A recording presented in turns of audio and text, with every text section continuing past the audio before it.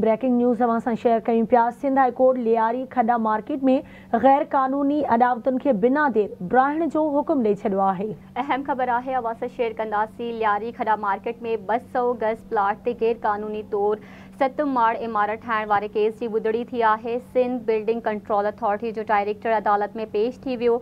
माज़ी में जेको थींदो रहियो सो थियो। हाणे तव्हांजे हनीमून जो पीरियड ख़त्म थी वियो आहे।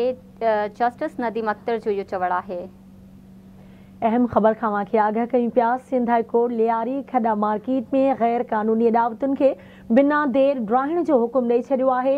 लियारी खड्डा मार्केट में 200 गज़ प्लाट ते गैर कानूनी तौर 7 माड़ इमारत ठाहिण वारे केस जी ॿुधणी थी, जंहिंमें सिंध बिल्डिंग कंट्रोल अथॉरिटी जो डायरेक्टर अदालत में पेश थियो।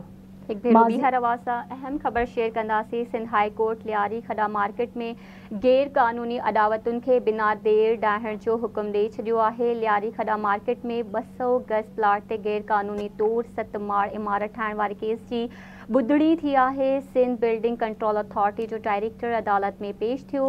उनजो चवणु आहे त माज़ी में जेको थींदो रहियो सो थियो। हाणे तव्हांजे हनीमून जो पीरियड ख़त्म थी वियो आहे। अदालत गैर कानूनी अदावतुनि खे बिना देर ॾाहिण जो हुक्म ॾेई छॾियो आहे।